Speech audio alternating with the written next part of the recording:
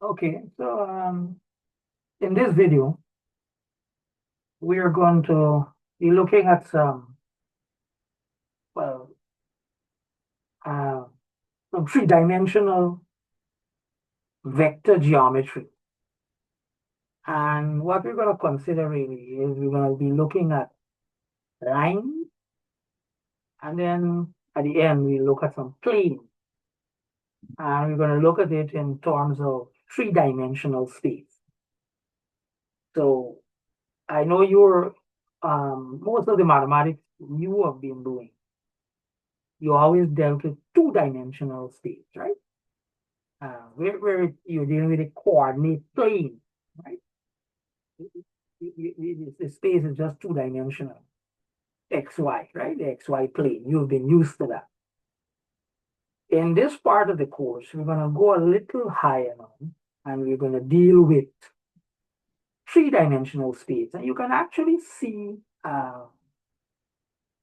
the diagram here, you have the XY plane here, right? You got X, you got Y. The orientation is a little different, right? Um, they have what you call right hand and left hand orientation and so, right? Uh, and then you have the Z axis or the Z axis perpendicular to the plane on the let's say that's a flat surface there, right?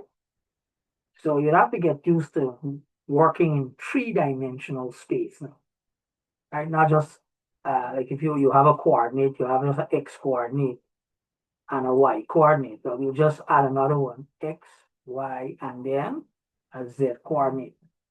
And it comes to writing vectors, you might have used to have, okay, AI plus BJ. Well, we're going to add a third one now, right? You see K, right? So you're going to have three components now, not two anymore, right? So if you need to brush up on that, I don't know if you did this sort of thing when you were introduced to um, three-dimensional space before.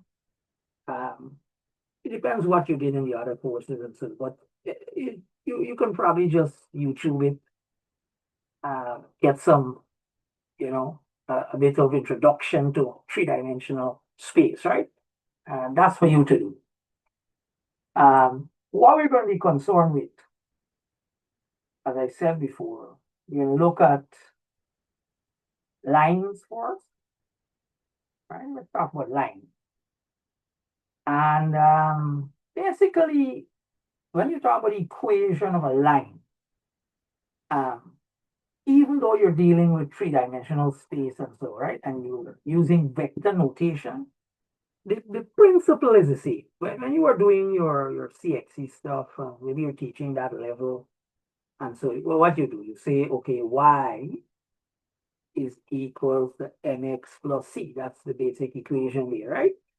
And x and y is the coordinate of any point on the line. M is what we refer to as the gradient, and c is the y-intercept. So basically what you're saying is that, okay, if I were to draw a line, all I need to know is where the line cuts the here, C, and okay, it's going, let's say it's going like that, right? And you want some sense of the slope, right? Which you call slope. Let me use the word direction, right? Direction, which is equals to M. So when you are doing two-dimensional geometry, right? And you wanted the equation of the line. This was the form. And basically, as I said, you just want a point that it passed through, and you want some measure of how sloping the line is, how, a sense of its direction, right? Same thing is true for lines in trees. It's just that you are going to now mostly use um, vector notation, really, right? You're going to use vector notation.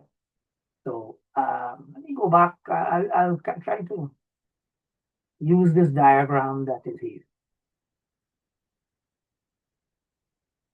Give me a second. Good. So if you look here, okay, so this broken line here, right? You see L, let's say we want to describe this line, in three-dimensional space. Now, we're not even with two, we're in three, right? The things are going to get complicated. So all we need really, right? Let's say we want the position vector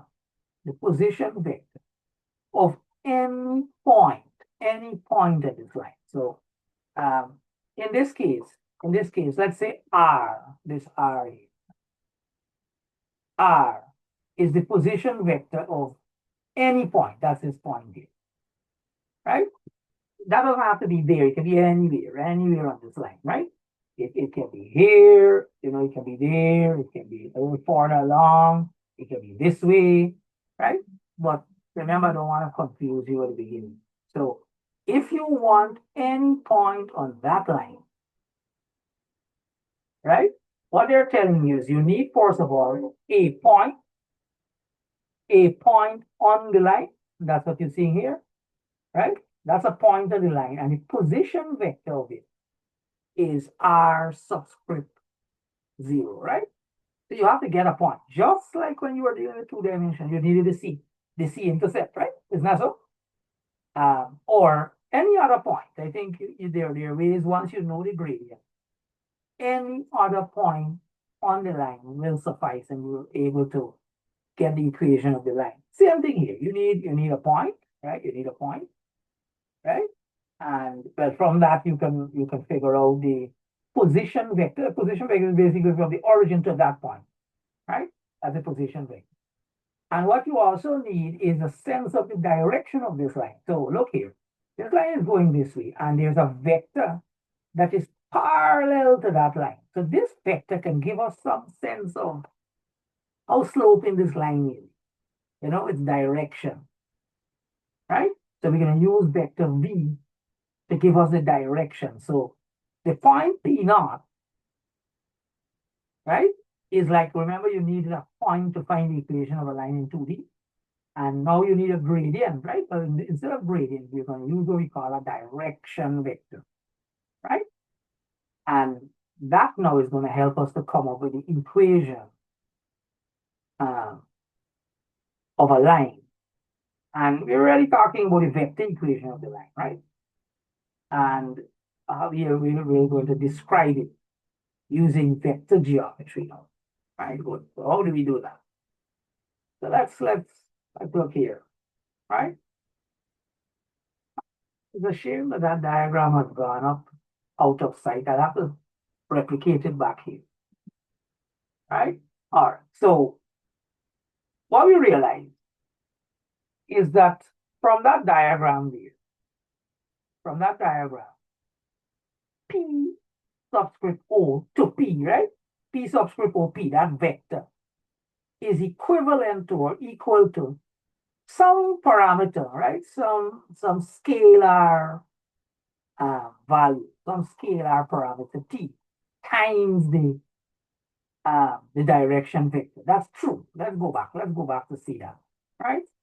So what that thing was saying, P naught P, which is a vector, this vector here, going this way, right? P naught P from here to here, right? Is basically equal to T times V, right? V is the direction vector. Some multiple of V will give you this. They're the same, right? You can see that they basically are two parallel vectors. You probably did parallel vectors in CXC and all of that. So that's what that fourth statement is saying, that POP, right, which is the vector connecting P naught and P, any point on the line, is equal to T times V, T being some scale, right? Some scale. 1, 2, 3, 4, 5, half. It can be -1, -2. It doesn't have to be a positive number, right? That's what that piece is saying. So from there now, what can we do? Markings on my note. Oh.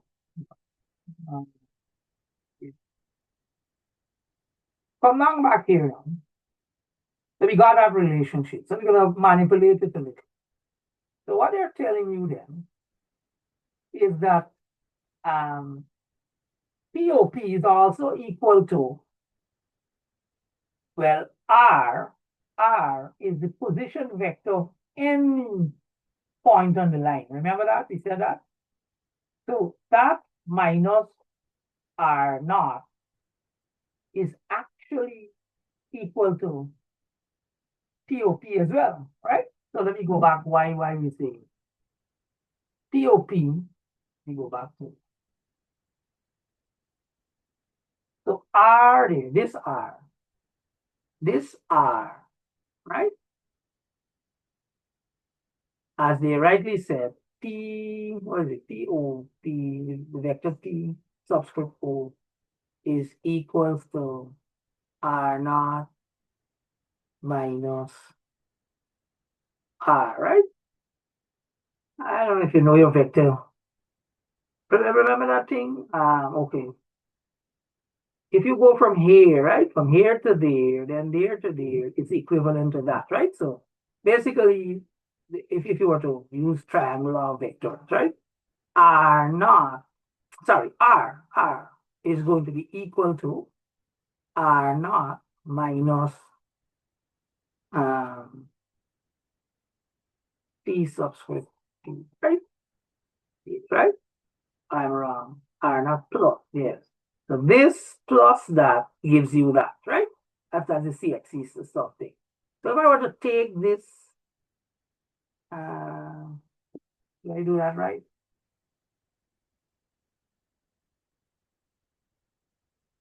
Yeah.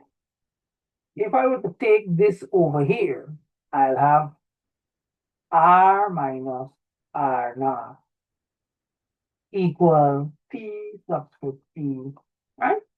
And that's what I think they have at the bottom here. You go down on the bottom here, right? So what do you have here? Yeah. You see they have it there? Therefore, if this is equals to that, and this is equals to that, then this is equals to that, right? By the logic that if this is the same as that, and this is the same as that, then this is the same as that. And that's what we have in here. Now we can take this R naught over, and you end up with this. And you see the resemblance, Y equal C plus MX, right? See that? It's very similar. Y corresponds to this, the position vector of any point. R naught is some point in the line. And T is like this X. M is the what do you call it? The direction vector, right? Which is kind of equivalent somewhat to the gradient of the line, right? So that's how they came up with that. Really and truly, you don't have to know. You have to know they derive it. It's interesting. It's interesting. I just went through that. I didn't. So this basically is what we call, this is what we call the vector equation of the line, right? It describes the position vector of any point on the line, right? And you see what it's made of. You need a point on the line. You figure out it somehow. You need a direction vector. Something you're not given a direction vector directly. When you were doing CXC again, sometimes you're given 2 points and you take the 2 points and you find the gradient. Similarly here too, you can find a direction vector by maybe figuring out 2 points, whether on the line or something parallel to the line or something of the sort, right? Keep that in mind. Good. So that's our vector equation, right? Good. Now that we have it, we're going to see an example with it in action too.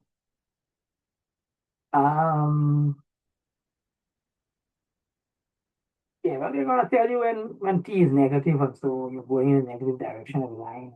Yeah. Then you can take the same vector equation on, write it in terms of the components, right? The components of the vector, right? So when you see this here, right? When you see this is not a coordinate, x, y, z. That's a coordinate. Then you have like a curved bracket here. But when you see you got this sign, this bracket looking like this, right? Like a less than and a greater than. This means it's a vector. That really means xi plus yj plus zk. That's what it means. Right? That is what it means. So these are not coordinates. These are actually, it's actually a vector, right? Same thing here. This is a vector. That's a vector, right? Three-dimensional vector too. Good. So we're going to write that same vector equation that we had just now. Just now. Yeah. So I'm going to take this same vector equation. I'm going to write it now. Remember, R can be written as x, y, z, right? As I said, xi plus yj plus zk, right? That's how we're going to write that R. R naught, well, we have the initial point, one of the initial points on the line that was given above, right? So you can write that as x naught, y naught, z naught, right? Just in case let me just go back and show you what I'm talking about. Oh, I didn't erase these things. Let me get a second.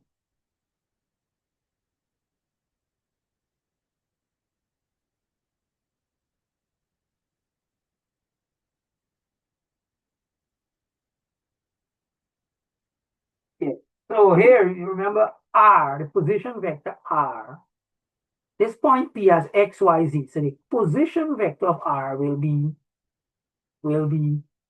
x, y, z. And remember, I told you this is the type of bracket you need to use. This really means xi plus yj plus zk, right? That's what this means. So that's the vector R. Vector R naught, this here is written as x naught, y naught, z naught, right? Oh, I'm always doing that. Yeah. It's this pointed bracket there. So what this really means is x naught I plus y naught j plus z naught k, right? That's what this is. So I hope you're getting it by now.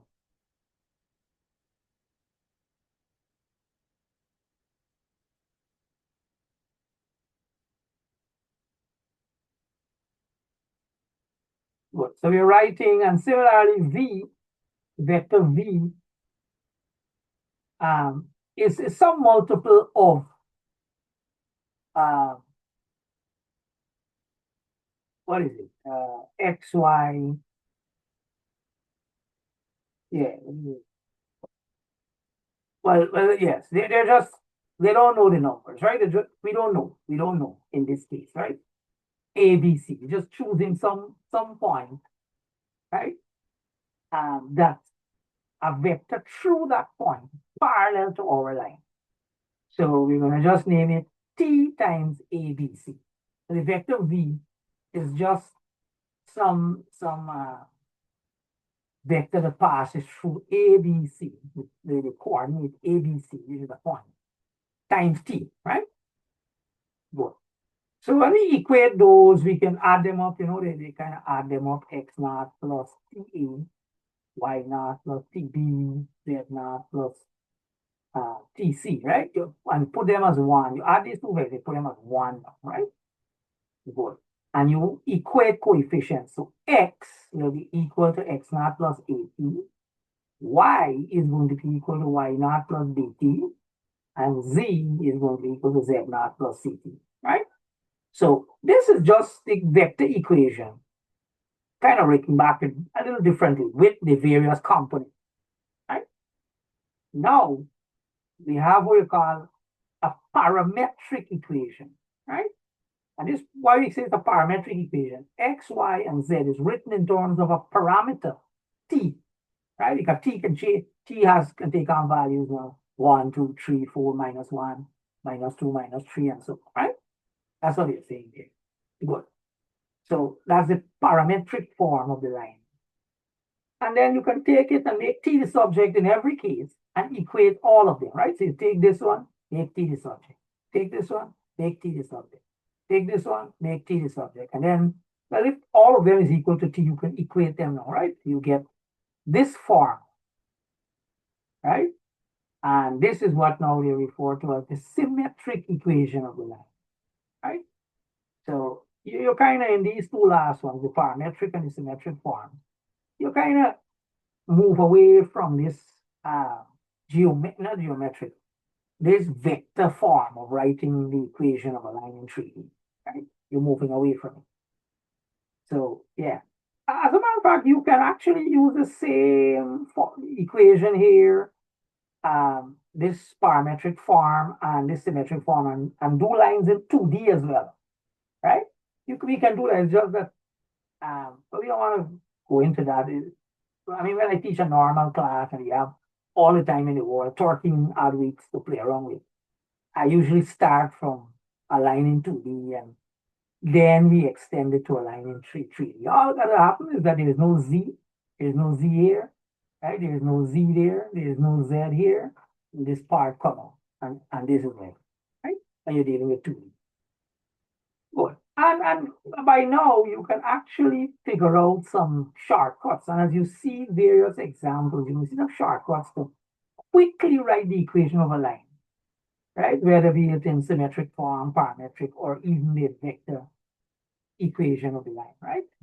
You figure that out because you do a couple of examples. Look at an example. Look at an example.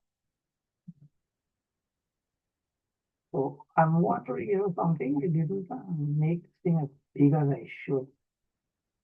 That's big enough. Oh gosh. Now I'm realizing that. See, I have a big screen. I have a 24-inch computer screen, so I see things very large. All right. I'll make it so big. Yeah. So this is an example. We want you to find the parametric and symmetric equations of some line. They give you a point that it passes through, and they give the direction vector, right? I guess it can't get simpler than this, right? You simply watch the parametric form and put in the number, right? You see where this -1 goes, and then where this 1 goes. And you see where the 4 goes, where the 2 goes.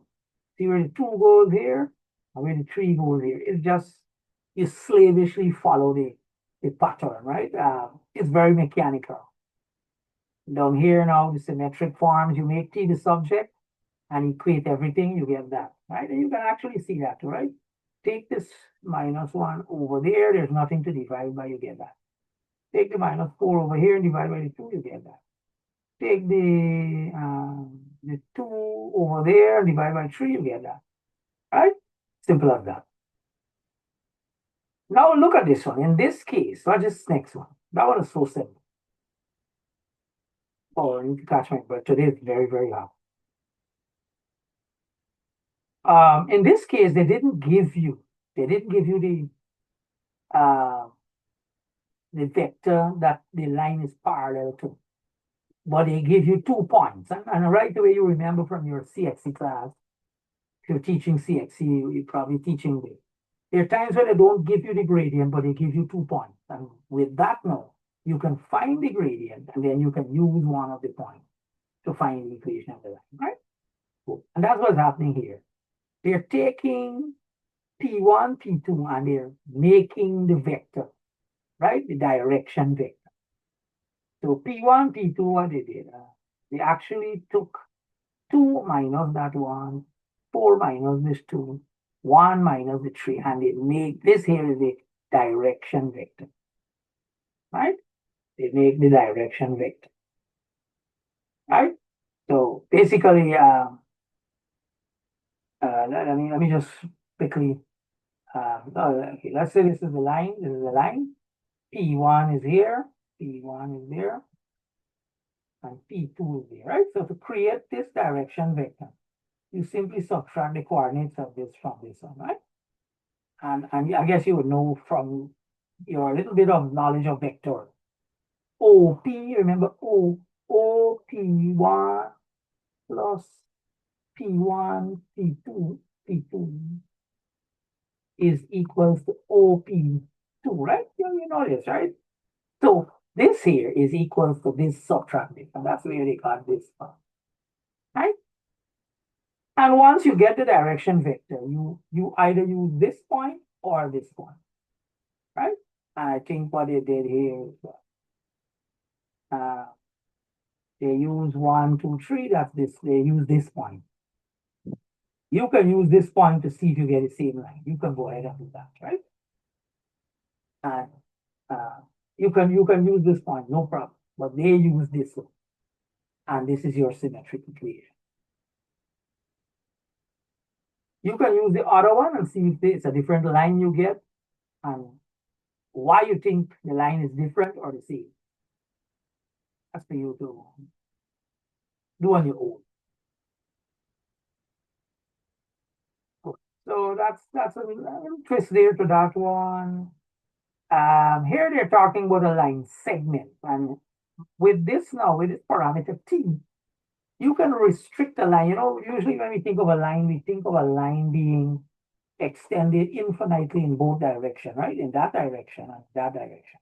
But sometimes you can curtail a line to just be from, let's say, here to here.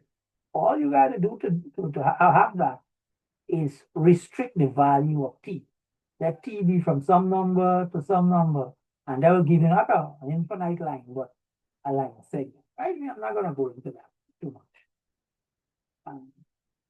To get to what is called the directly and waste time. You all don't have a whole lot of time. Good. So, what we're going to talk about a little is we want to talk about whether lines are parallel, whether they're intersecting. And now that we're talking about three-dimensional space, you can have two lines that are not parallel, right? And yet they're not intersecting. Because you used to, okay, once if two lines are parallel, they don't intersect, right?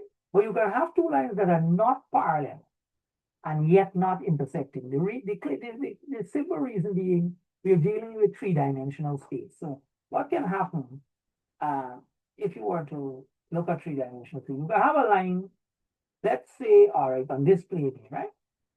And the line is, it's this way. And another line is somewhere above this line. It's not in the same plane. It's above. And it's like that. But this line is not going to intersect that line because this line is in a different plane as this line, right? So you can have two lines there, not parallel, but they will never intersect. Simply because they're in two different planes, right? And those two planes are parallel. The planes are parallel. So the lines can go how they want. The two planes will never meet. Therefore, the two lines which are contained in the plane will never meet, right? So that's just to strain your brain a little. See if you can visualize what I'm talking about. Two lines can be in two parallel planes. And for that reason, because the two planes are parallel, and I'm not going to elaborate on parallel planes yet, we're going to come to planes in just a moment, right? So you can have two parallel planes, and the lines, two lines, one can be in this plane and the other one. But those two lines are not parallel, right? They're going in any direction really, but they will never be. We are used to once two lines are not parallel, they will intersect. But that's when we're dealing with a single plane, right? This is what I'm saying. When you're dealing with different planes, you can have two planes, and those two planes are parallel. So you can have an infinite number of lines on these two planes, and they will never meet because the two planes are separate, right? Two planes are separate. Good. Let's delve into this here, and much of this you will read.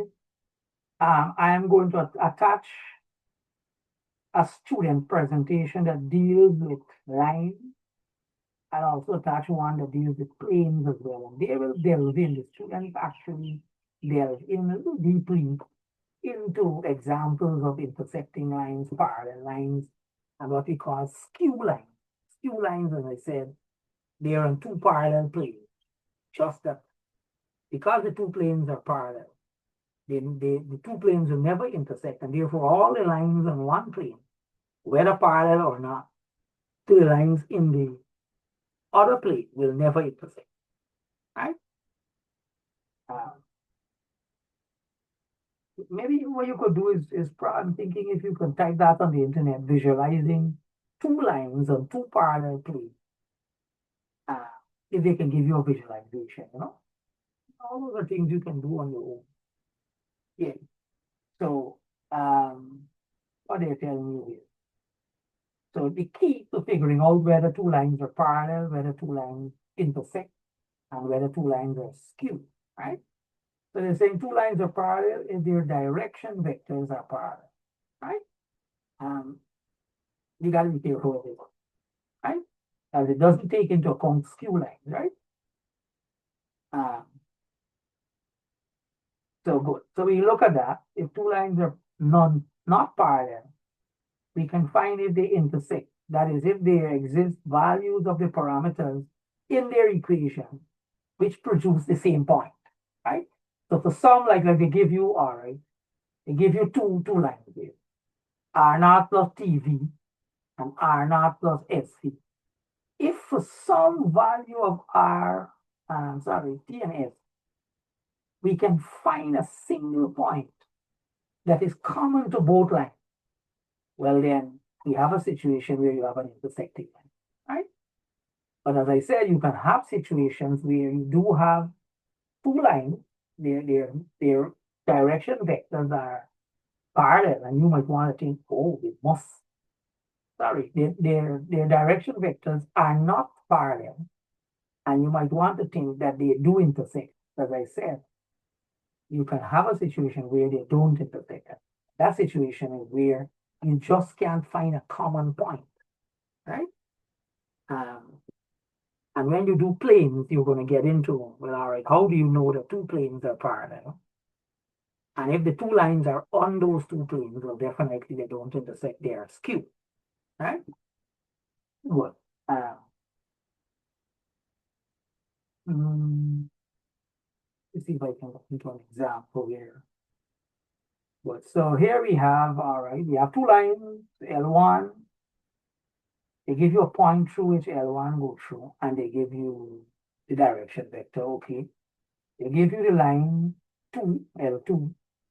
They tell you the point that it goes through and the direction vector as well. Right? So the difference in the bracket, right? This one has a curve, that one has a pointed bracket, which tells you this is a point, that's a vector. And they say determine if the lines are parallel, if they intersect, or if they are skewed. If they intersect, find the point at which they intersect. Good. So, so it says for the lines to be parallel, direction vector would have to be parallel. That is, there would have to exist a constant C such that the two vectors, right, are equal. So when you take these two, okay, this is the direction vector, the first one, equal to C times the direction vector, the second. And if you were to, make some separate equation, they say that there's no solution. There's no solution to this three equations here. Think about it, watch here. If C is equals to 2, right? You put 2 here. So you get 2 by 2 is 4. 1 cannot be equal to 4. That's a contradiction. Therefore, these three equations just don't have a solution. And therefore, we can conclude that the lines are not parallel. You already get that, right? Because we can't find a value of C that makes this vector equal to that vector, right? So what else there was?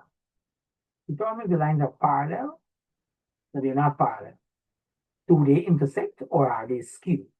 Let's see what's gonna happen. So, so they say, okay, if they intersect, we got to find that point of intersection. So what they did, they actually find the equation of the two lines, right? And what they did, they equate the x components, or 1 plus t equal to 2x. They did that. They have an equation. Then what is y equal this, and they equate it to minus 6 plus 2t equal to 4 plus s, and then they equate 2 plus t to 1 plus 2s, right? So they equate all the s and those, right? Good. And they are attempting to solve, right? So they notice this is textbook writing, right? They did all the dirty work and found out that t equal to 2s minus 1, right? Good. So you kind of uh, you kind of reduce these two. What did it? They took the first one, okay, and they have it. So what you're going to do, we're going to substitute a value, right?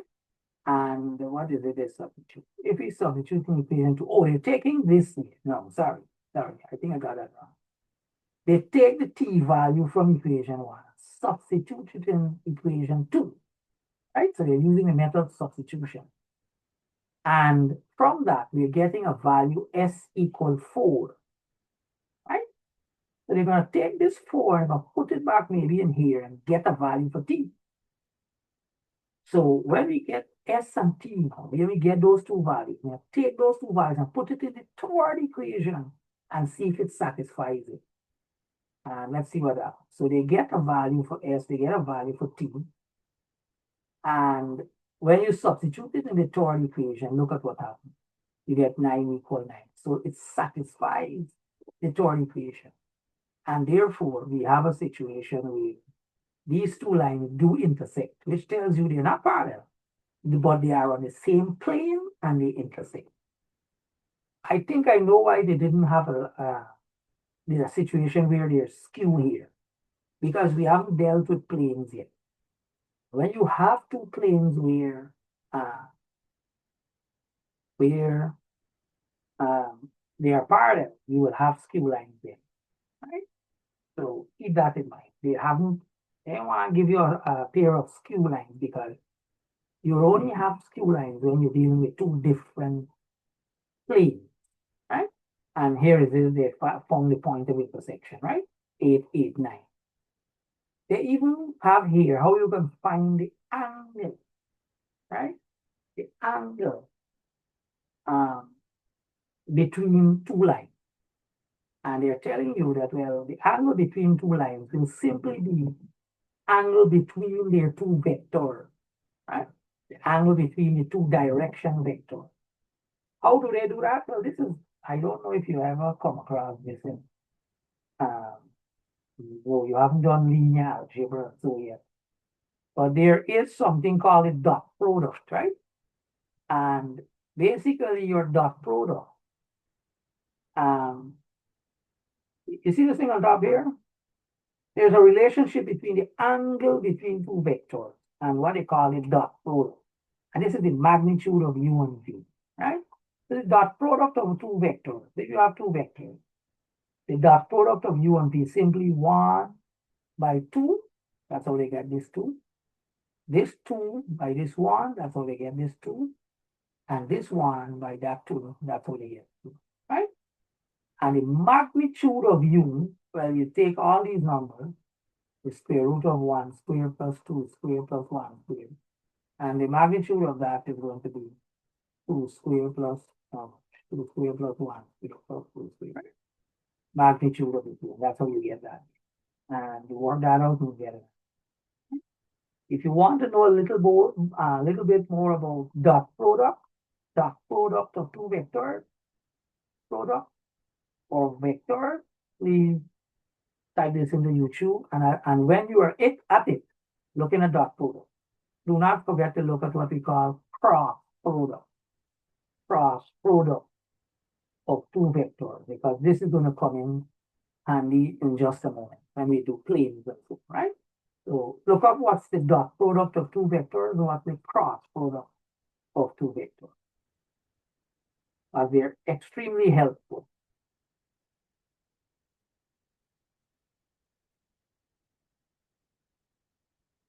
Dot product, cross product.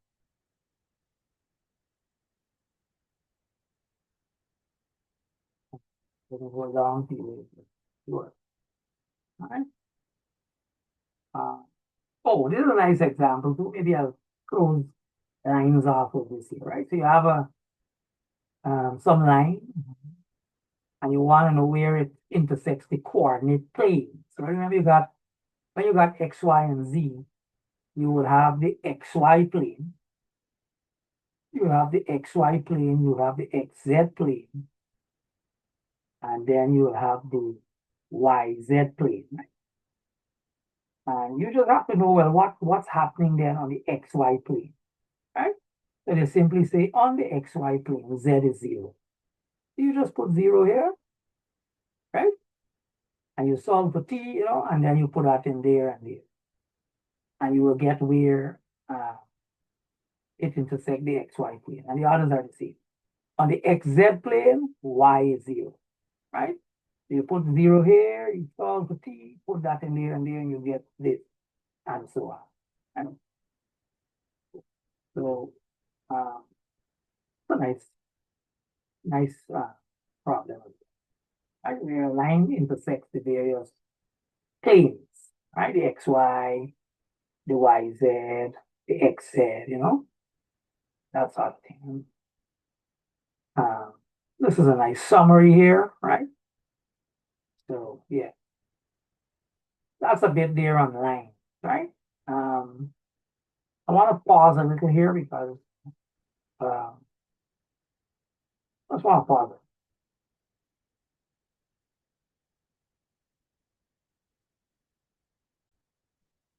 So we now want to talk about plane. Give me a second, let me just close this over.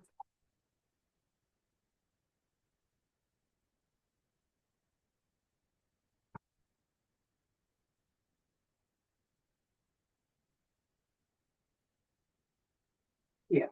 So how do we now describe not just a single line? So we're say you have the whole three-dimensional space. And go back to the diagram here.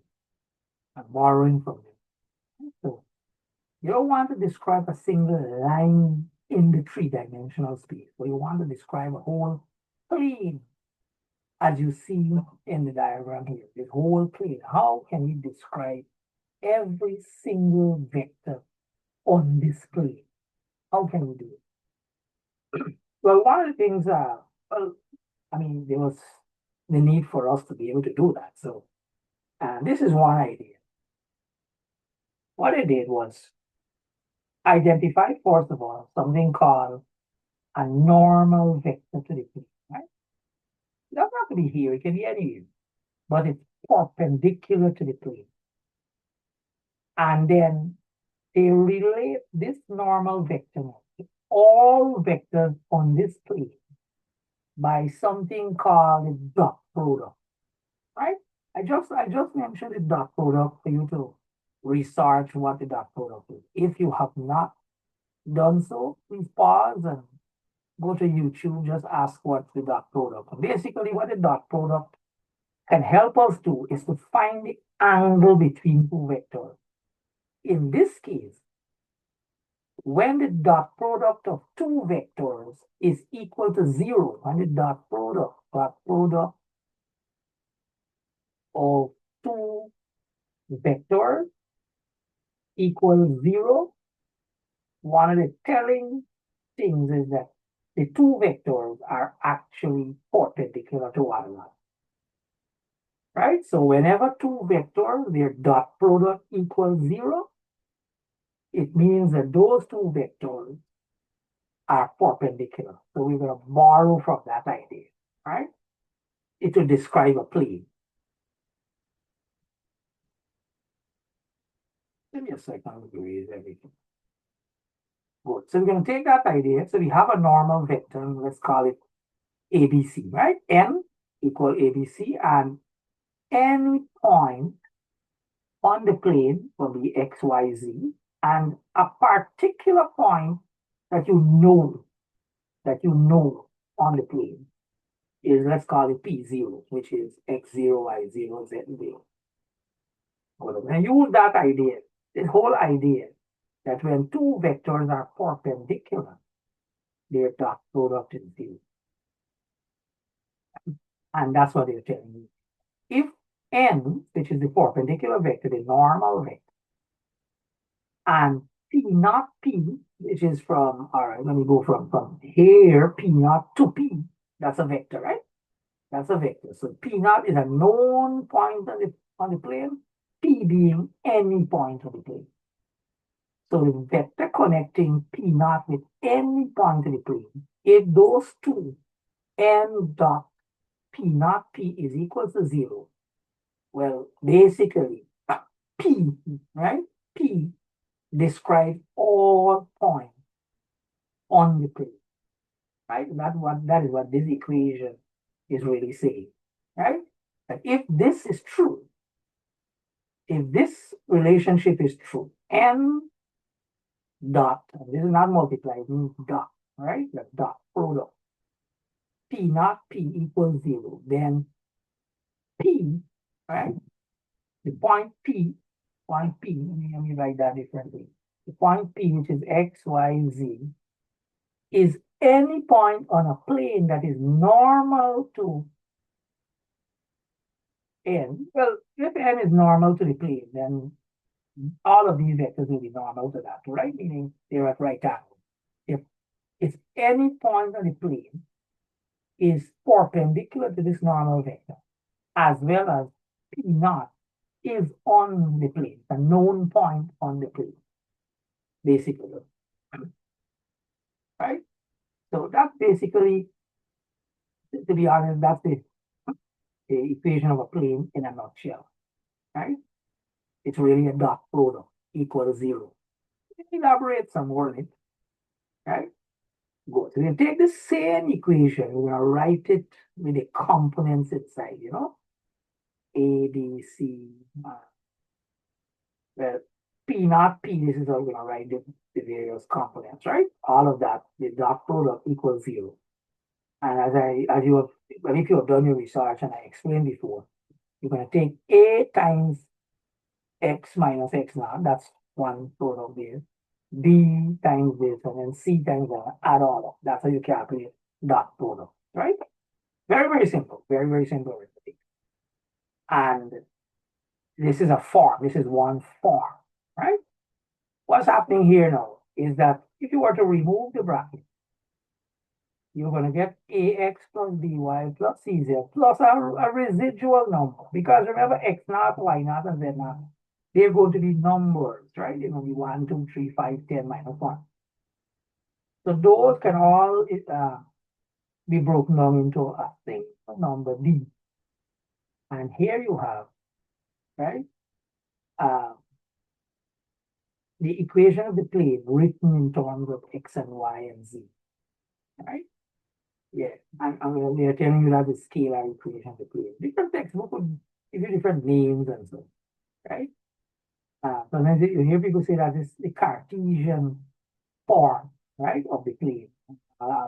Different textbooks will say different. And they're telling you, well, what is D is going to be all the arithmetic of minus ax naught and so on, right? Yes, to get this D. It's all going to work out to be a single number, right? Good. So you have the vector form of the plane, we tell you that, or this. Then you can, kind of do your dot product, multiply it out, and get it in this form, right? So those are all ways of writing the equation of a plane. Good.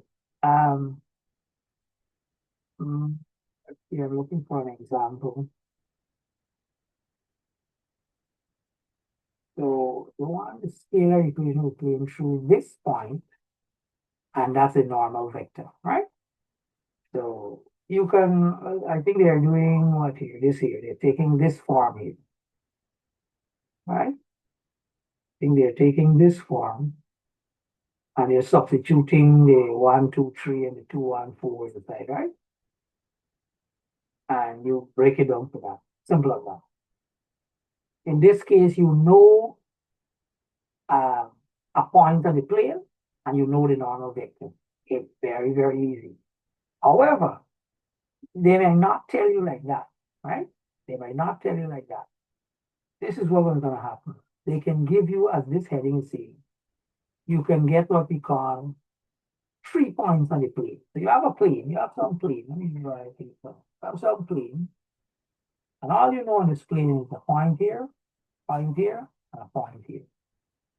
The idea in this kind of problem is that, okay, you take this two vectors, let's say that vector and that vector, because you know the points, right? And when you get these two, you can make them, right? You make them because you know this point, you know this point. Now you're going to subtract all the coordinates from here, from this, and all the coordinates from this point, from this coordinate here. And you will get two vectors. You get this vector and you get that vector. Next, you will now form what we call a cross product between these two vectors. When you take these two vectors and find the cross product, what happens is that you actually create a vector that is perpendicular to both of them, perpendicular to both of these two vectors. It's a miracle of the arithmetical vector. That if you were to have two vectors on a plane, right? Yeah, two vectors anywhere in space, and you want to find a cross product of those two vectors. The third vector that results, oh, by the way, the dot product produces a number, right? But the cross product actually creates a vector, right? And that is what happens. Now, this vector will now be used, this is going to be your n, right? And then once you know your n, you can use any point. You can use this point, that point, that. I mean, the better one will be this one here, right? You know a point, and therefore you can now get your vector equation line, right? What am I saying? The vector equation of the plane. Good. So I hope you get this idea, right? So it's a lot of work here. If you're just given 3 points, you have to form two vectors on the plane, and then you have to find a cross product. And then you finish with that, you now have to find the equation of the plane, right? It's quite a bit of work.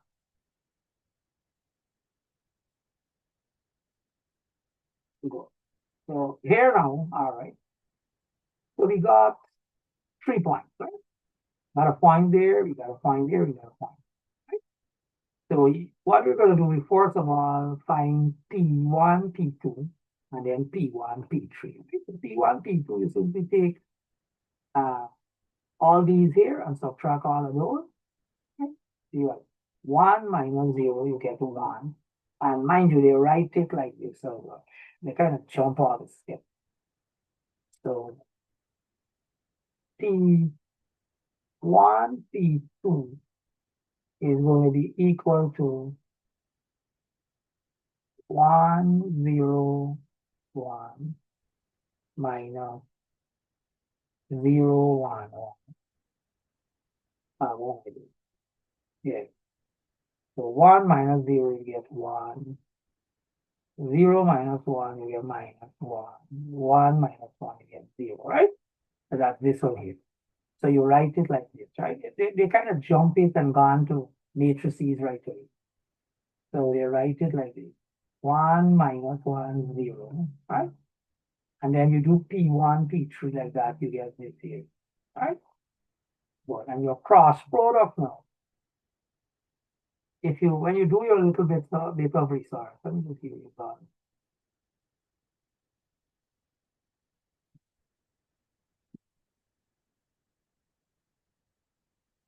Now your cross product is going to have, of course, an I component, a J component, a K component. Mind you, you can have a coefficient of 0 and you fail to have, you can very lose I, J, or K, right? It can happen.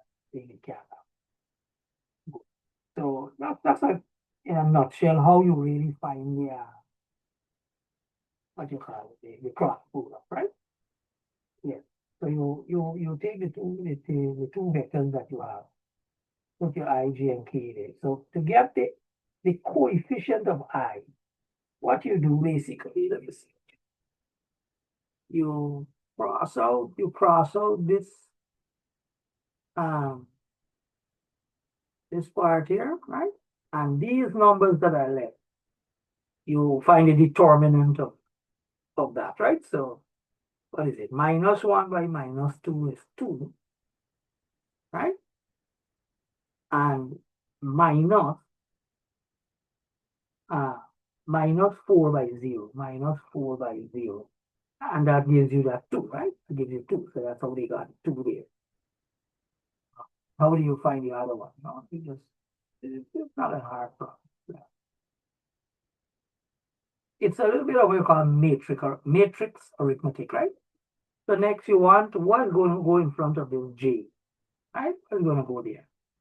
You cross out this column, right? And that's what you take these numbers.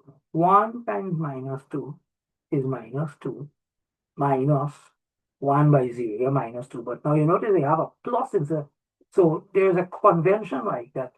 The force, the sign in front here has to be positive, then a negative, and then a positive, right? So because when you find the denominator to be minus 2, this minus 2 and that minus becomes a plus, right? And you do the same thing for the third one, right? You do the same thing for the third one. Watch a few videos on how to find cross product, and it's all going to be very clear to you. Here now, you want to know what's the coefficient in front of the k. So cross out here, cross out here. 1 by minus 4 is minus 4, okay. Minus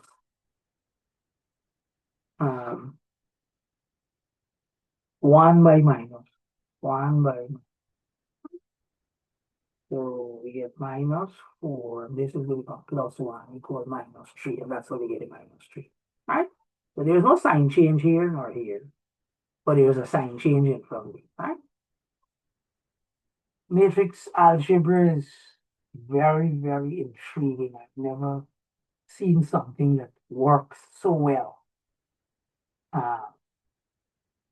The guys who did the work on matrix algebra, Gauss, what is it, Jordan, and one of them, what is it, Gauss, Jordan? Man, those guys are phenomenal. Yeah, so that's now this third vector you have is basically a vector that is perpendicular to both P1, P2, and P1, P3 is vector. So this here you can now use as your normal vector for this plane, right? That's what they're doing. So this, what do you call it? Well, they're calling it P1P, right? P1P going up any point on the plane now. The cross product, okay, this is some point on the plane, any point on the plane. So the vector connecting P1 and P dot and the cross product that we just obtained, well, that's it here, right? That's it here. Well, the dot product is going to all be equal to 0. You do your thing, remove the brackets, simplify, and that's your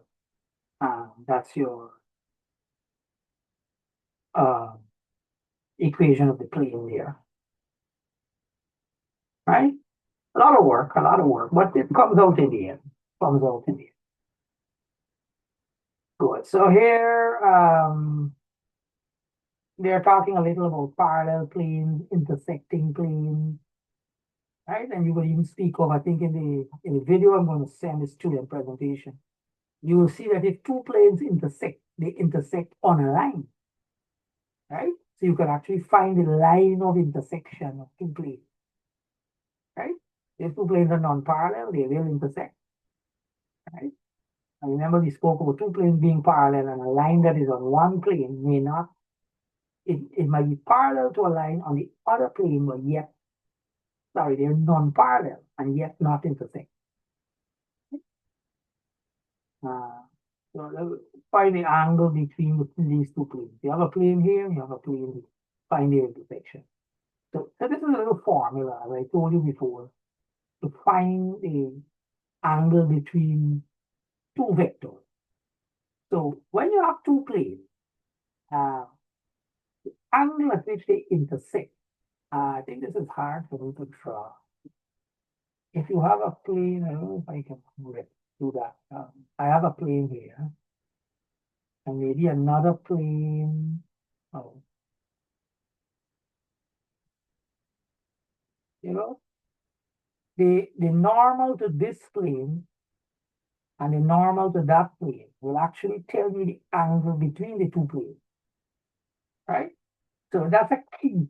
I guess you can look on the internet to see if you can get a good visualization of two intersecting planes and why they're saying that the angle between these two planes is actually going to be the angle between the two normals, right?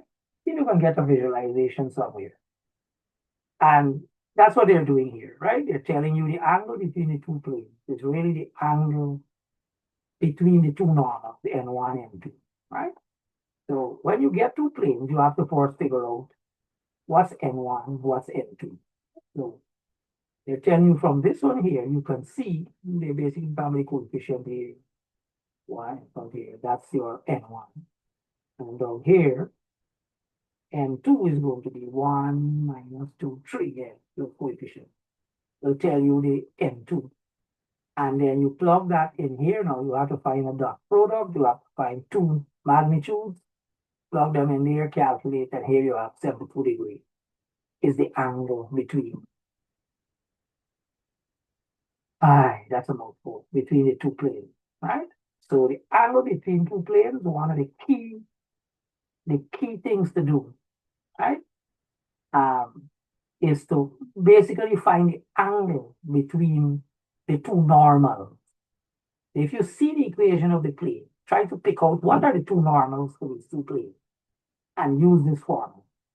You can't complain what man, this formula hard for you because you have an open book test.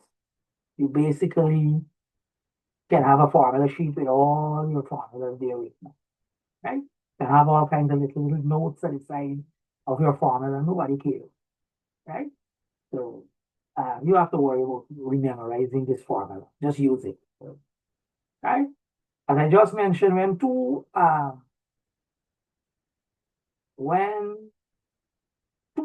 planes intersect, they intersect on a line, right?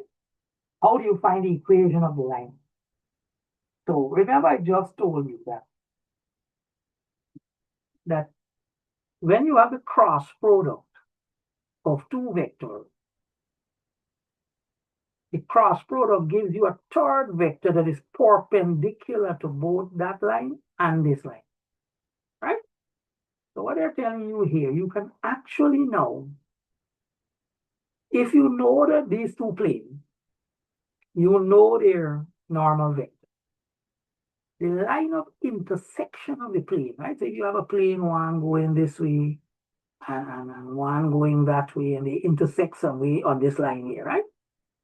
Just say the, the n for this one and the n for that one will produce a third vector that is perpendicular to these two and runs on this line of intersection of the two planes, right? And therefore, you can now find the direction vector of the line of intersection of the two planes. So you take the N1, N2, find the cross product, which they did here. This now becomes the direction vector of your required line, the line of intersection of two planes. Next, they say, well, we need a point too, right? We need a point. How do we do that? In a second, let me erase all.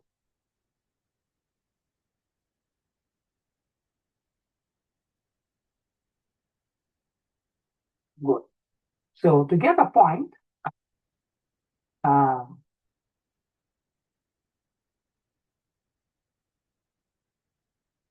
okay, so for this, you can use the equations of the plane. If you're on the line, a point must belong to the two planes, right? So that's the next thing. So a point on the line of intersection, that point has to be on both planes, right? Trouble with it, as they say here.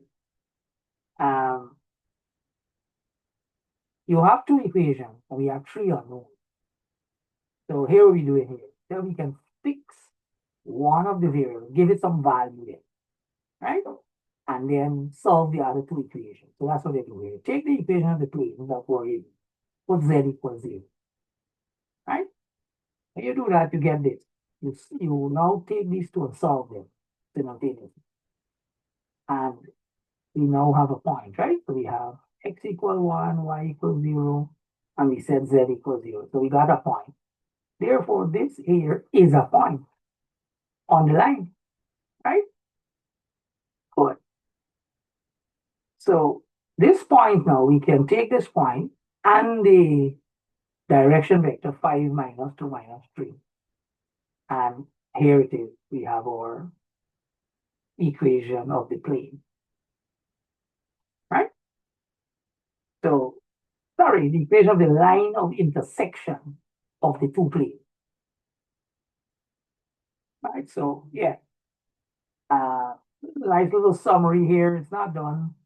Have some problems if you want to try them, but a nice summary at the end here. As I said, I'm going to also attach, or I'm going to, when I send this video to you, I'm going to send two videos. One, there are two student presentations really. One of them is online, one of them is on paid. And they have quite a bit of examples in it, right? The students really elaborated a lot. And then you can always supplement that with some YouTube videos and AI and all of that, right, to help you out. Well, that basically finishes up our entire course there, right?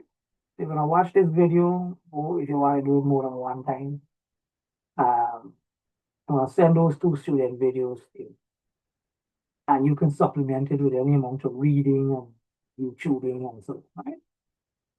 I should put you in good stead for test number 3, along with the quiz.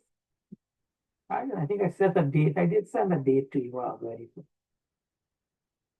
Good. So yeah, that's our last topic there. We'll end the video here.